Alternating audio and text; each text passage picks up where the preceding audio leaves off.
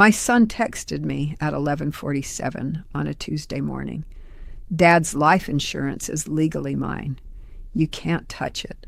I've already talked to a lawyer. I read those words 3 times. Then I smiled. I walked to my filing cabinet, pulled out a single photograph, and sent it to him. 30 seconds later, my phone started ringing. I let it go to voicemail. He called 7 more times that hour. I'm glad you're here with me. Please like this video and listen to my story till the end, and let me know which city you're listening from. That way I can see how far my story has traveled. I spent 41 years building a life I was proud of. My name is Evelyn, and at 68 years old, I thought I understood how the world worked. I thought I understood my own son. My husband Richard and I raised our boy Michael in a modest brick colonial in Oakdale, Minnesota.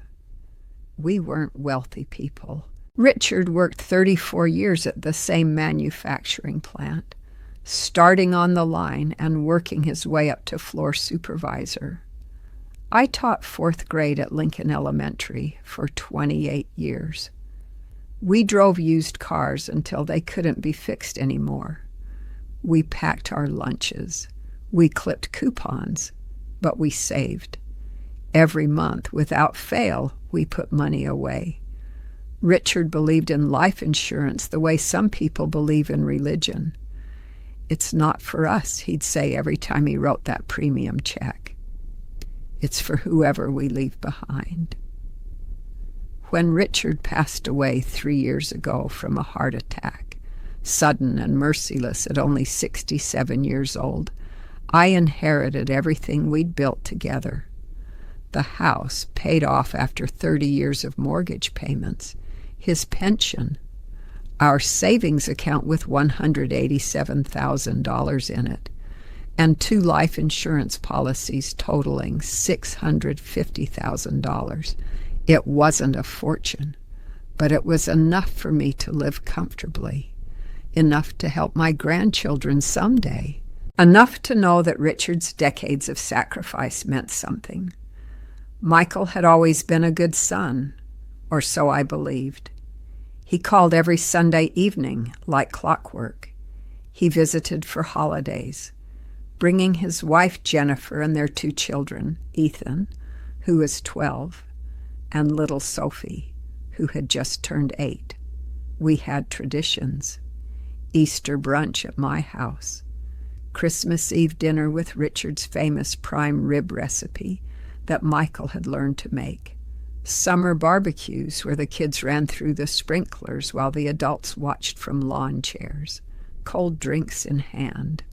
I helped them when I could. When Michael and Jennifer were struggling with the down payment on their first house, Richard and I gave them $25,000. When Jennifer's car broke down and they needed a reliable vehicle for the kids, I wrote a check for $15,000.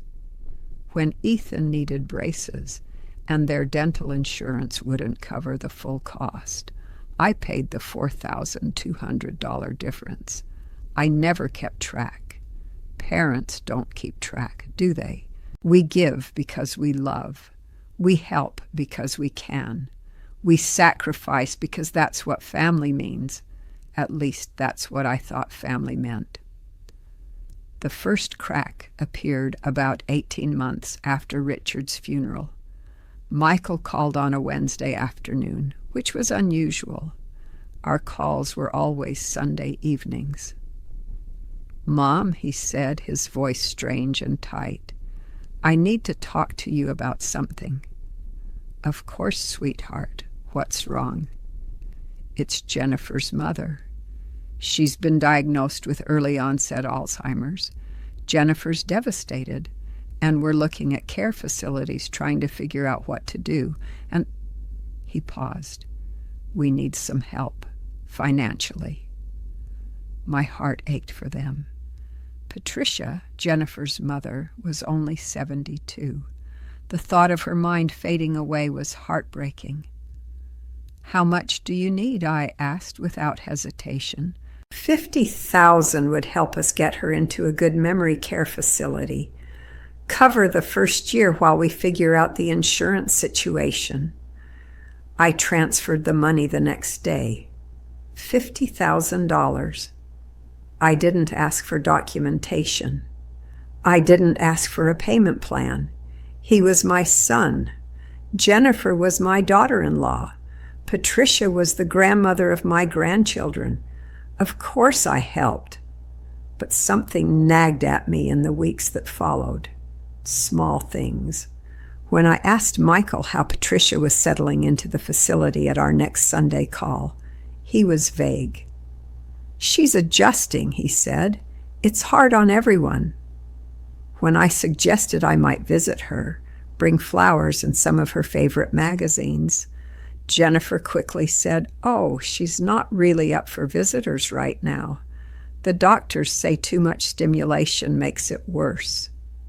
2 months later, I ran into Dorothy Patterson at the grocery store. Dorothy and I had served on the church flower committee together for years. She also happened to be Patricia's neighbor. "Evelyn," she said, giving me a hug by the dairy case. "How are you holding up? I think of Richard every time I see those beautiful roses in the church sanctuary."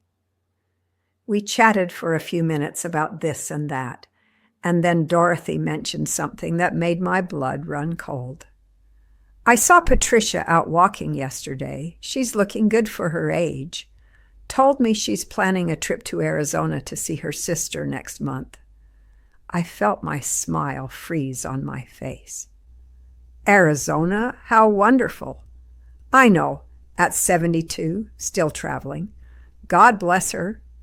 I managed to finish the conversation. I managed to pay for my groceries. I managed to drive home without crashing my car. Then I sat in my kitchen for 2 hours, staring at the wall. Patricia didn't have Alzheimer's. Patricia wasn't in a memory care facility. Patricia was planning a vacation to Arizona. My son had lied to me. He had looked me in the eye, or at least spoken to me with sincerity in his voice, and fabricated an entire story to take $50,000 from his own mother. I didn't confront him. I don't know why. Maybe I was in shock. Maybe I was hoping there was an explanation. Maybe I just couldn't face the truth of what my son had become. But I started paying attention, really paying attention. I started noticing things I'd overlooked before. The way Jennifer's eyes slid away from mine when Michael talked about their finances. The way Michael steered conversations toward what I was doing with Dad's money, as he called it. The casual questions about whether I'd considered downsizing, whether the house was too much for me to handle alone, whether I'd thought about what would happen to everything someday. He was circling. I realized that now, circling like a vulture over what he saw as his inheritance. 6 months after the Patricia incident, Michael called with another request. This time, he didn't even bother with an elaborate story. "Mom, the market's been rough. My 401k took a hit. We're a little tight right now. Could you help us out? Just $30,000. We'll pay you back." I hesitated. For the first time in my life, I hesitated when my son asked for help.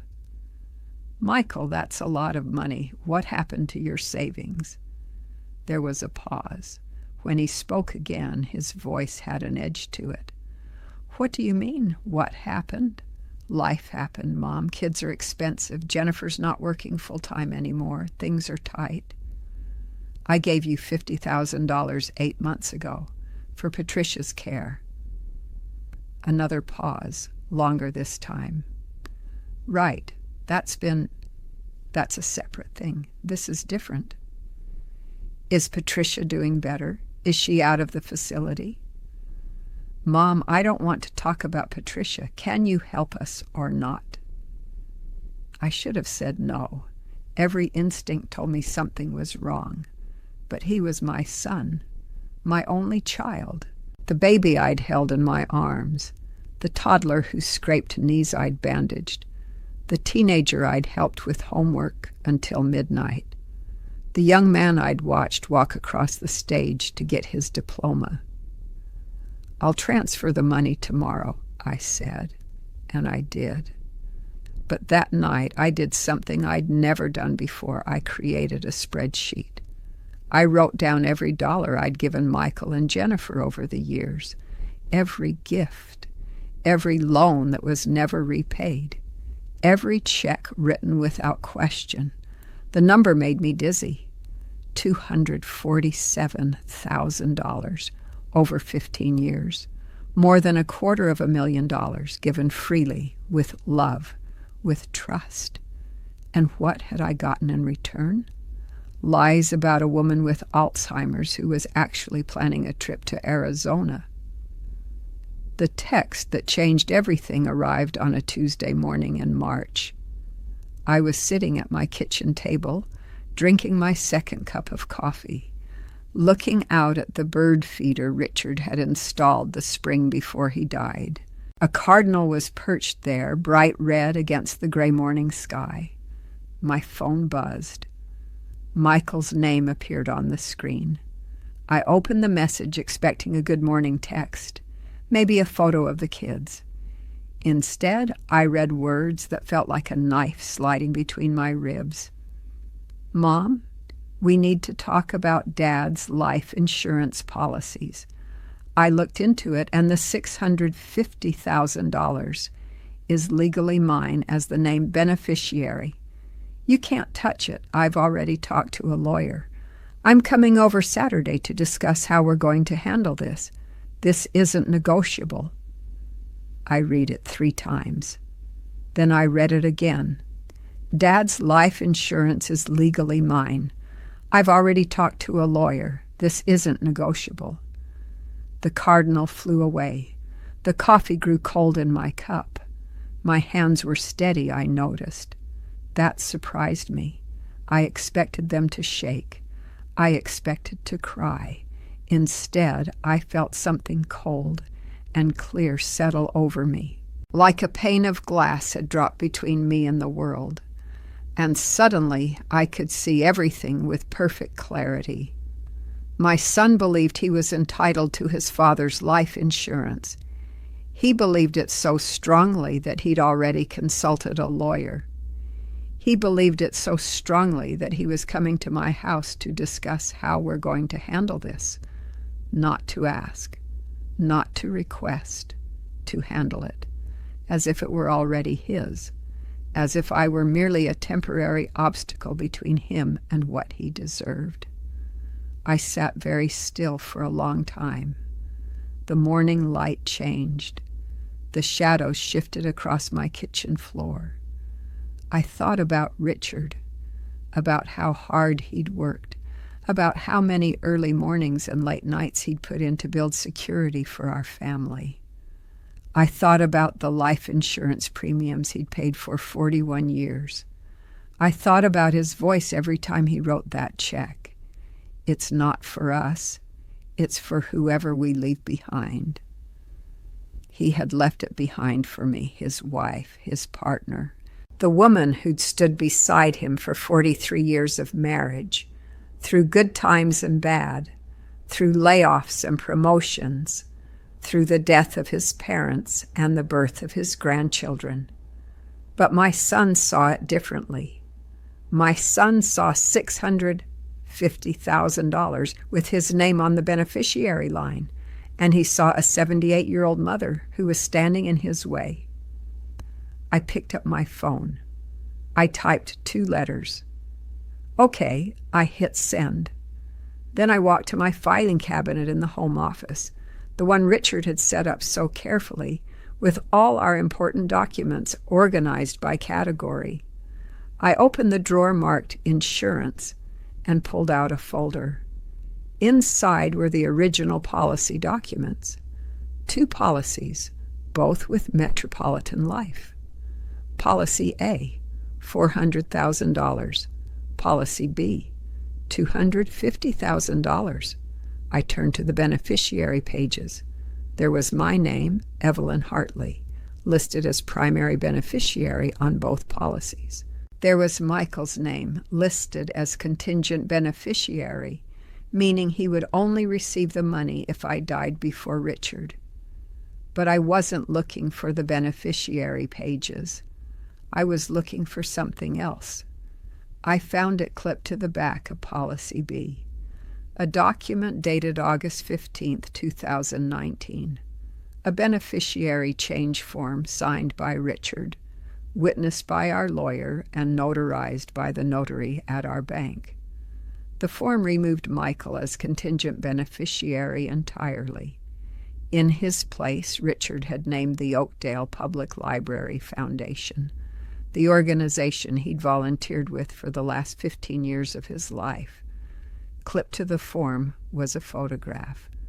Richard and me at the library's annual gala 6 months before he died. We were standing in front of a display about the new children's reading room that his volunteer work had helped fund. We were both smiling. On the back, in Richard's careful handwriting, were the words, "For the future, for the children who need it most, not for those who feel entitled to it." I looked at that photograph for a long time. I remembered that night. I remembered Richard's speech, his quiet pride in what the library meant to the community. I remembered dancing with him afterwards, slow and close, neither of us knowing it would be one of our last dances. Richard had known. Somehow, at some point, my husband had seen what I was only now beginning to understand about our son, and he had acted. I picked up my phone. I opened the camera. I took a clear photo of the beneficiary change form and the photograph with Richard's handwriting. Then I sent it to Michael. No explanation, no comment, just the image. My phone started ringing within 30 seconds. I let it ring. He called 11 times that afternoon. I didn't answer once. Between calls, the texts poured in. "Mom, answer your phone." "What is this?" "Where did you get this document?" "This can't be legal. Dad would never do this without telling me." "Mom, answer me." "We need to talk about this. There has to be an explanation." "This isn't right. You must have found someone to forge this. I'm coming over right now." That last message came at 4:47 p.m. By 5:15, I heard tires screech in my driveway. A car door slammed. Heavy footsteps pounded up my porch steps. The doorbell rang once, twice, 3 times in rapid succession. Then the pounding started. "Mom, open the door. We need to talk." I was sitting in Richard's old armchair by the window. I didn't move. "Mom, I know you're in there. Your car is in the garage."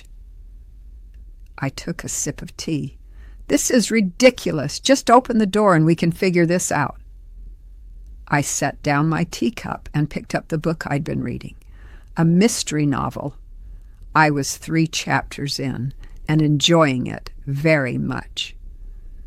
The pounding continued for another 10 minutes. Then finally I heard footsteps retreating, a car door, an engine starting, tires peeling out of my driveway. That evening I made myself a nice dinner. Salmon, roasted vegetables, a glass of white wine. I ate at the dining room table using the good china the way Richard and I used to do on special occasions. It felt like a special occasion. It felt like the first day of a new chapter in my life. The next morning, I called Margaret Chen. Margaret had been our family lawyer for 22 years. She'd handled our wills, our trust, the paperwork when Richard died. "Evelyn," she said warmly when she answered, How are you doing? I need to see you today, if possible, Margaret. It's about Michael. There was a brief pause. When she spoke again, her voice was more professional. I can fit you in at 2:00. Does that work? I'll be there. I arrived at Margaret's office 15 minutes early. She ushered me into her conference room and closed the door. Tell me everything, she said. So I did. I told her about the Patricia lie and the $50,000. I told her about the additional requests for money.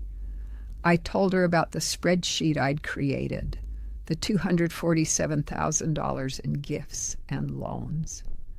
I told her about the text message claiming the life insurance was legally his. I told her about the photograph I'd sent and the pounding on my door. Margaret listened without interrupting. When I finished, she was quiet for a long moment. Evelyn, I need to tell you something. Richard came to see me in August of 2019, about 6 months before he died. He was concerned about Michael's financial behavior. He'd noticed some patterns that worried him. He asked me to help him change the beneficiary on his smaller life insurance policy. He wanted to make sure that if something happened to him, Michael wouldn't be able to take advantage of you. I felt tears prick my eyes. My husband, my dear, thoughtful, protective husband. He asked me not to tell you unless it became necessary, Margaret continued. He didn't want to poison your relationship with Michael if things turned out differently. He hoped Michael would change. He didn't change, I said quietly. He got worse. Yes, he did. Margaret opened a folder on her desk. I've kept copies of everything. The beneficiary change is ironclad. Michael has no legal claim to Policy B whatsoever. The money went to the Library Foundation exactly as Richard intended. And Policy A, the $400,000? You were always the primary beneficiary. It was paid out to you directly. It's yours, Evelyn. It's been sitting in your accounts for 3 years. Michael has no claim to it either. He said he talked to a lawyer who told him the money was legally his. Margaret smiled, but there was no warmth in it. Then either Michael lied about talking to a lawyer, or he talked to a lawyer who told him what he wanted to hear without reviewing the actual documents. Either way, he has no case. I let out a breath I hadn't realized I was holding. What do I do now, Margaret? She leaned forward. That depends on what you want to do. You could simply ignore him. You could send him a formal letter explaining the legal reality. Or, she paused, given what you've told me about the pattern of financial manipulation, you might want to consider taking more protective measures. What kind of measures? We could revise your will to remove Michael entirely. We could establish a trust that protects your assets from any future claims. We could document everything that's happened in case Michael tries to claim you're mentally incompetent and attempts to gain control of your affairs. That last possibility made my stomach drop. Would he do that? Margaret's expression was grave. Evelyn, I've been practicing elder law for 30 years. What you're describing, the gradual financial exploitation, the escalating demands, the entitlement to inheritance while you're still alive. These are textbook warning signs. The next step for people like this is often to claim the parent is suffering from dementia or is being unduly influenced. They try to get power of attorney. They try to get conservatorship. They try to take control. I thought about Michael's text. This isn't negotiable.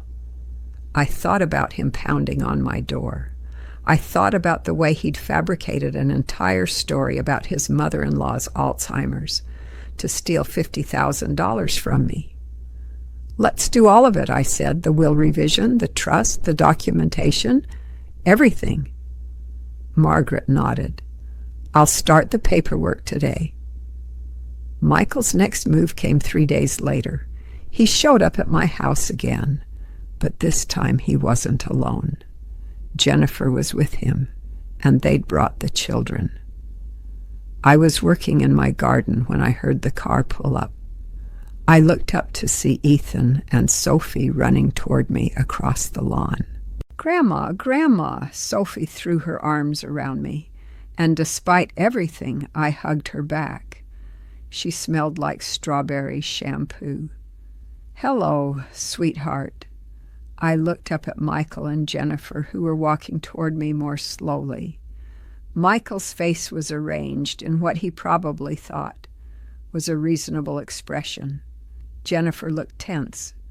"Mom," Michael said, "can we come inside? We brought lunch. We thought we could all eat together and talk." Using my grandchildren as shields, using Sophie's hug to soften me up. I felt a wave of sadness so profound it nearly knocked me over. Not for myself, for Ethan and Sophie, who had no idea their parents were using them as pawns. "Of course," I said. "Let me wash up." We sat around my kitchen table, the same table where I'd sat with Richard for 4 decades, eating meals, paying bills, talking about our dreams. Jennifer had brought sandwiches from the deli Michael and I used to go to when he was a boy. "These are your favorites, right, Mom?" Michael said, unwrapping a turkey club. I remembered. I took a sandwich but didn't eat it. Sophie was chattering about her soccer team. Ethan was quieter, glancing between his parents and me, with a wariness that was too mature for his 12 years. When the children had finished eating, Michael said, "Hey, why don't you two go play in Grandma's backyard for a while? The grown-ups need to talk." Sophie bounced outside happily. Ethan hesitated, looking at me. "It's okay, sweetheart," I said. "Go keep an eye on your sister." When they were gone, Michael's pleasant mask slipped slightly. "Mom, we need to talk about that document you sent me." "What about it?" "I showed it to my lawyer. He says there are questions about its validity. The signature doesn't look exactly like Dad's." "I was present when your father signed it. So was Margaret Chen, our attorney. So was the notary at First National Bank. I'm sure all of them would be happy to testify to that effect." Michael's jaw tightened. Jennifer put a hand on his arm. "Evelyn," Jennifer said, her voice sweet like artificial sugar, "we're just concerned about you. This whole situation is so stressful. And honestly, we've been worried for a while. You've seemed confused lately, forgetful. We're wondering if maybe the stress of losing Richard has affected you more than we realized." There it was. Exactly what Margaret had predicted. "I'm not confused," I said evenly. "I'm not forgetful, and I resent the implication." "Mom, come on." Michael leaned forward. "You're living in this big house all alone. You're almost 70. Dad handled all the finances, and now you're trying to manage everything yourself. It's natural that things would get overwhelming." "I'm 68, not 100. I taught elementary school for 28 years, managing 30 children at a time. I balanced our household budget for our entire marriage because your father hated dealing with numbers. I am perfectly capable of managing my own affairs." "Then why did you send me that fake document? Why are you trying to keep me from what Dad wanted me to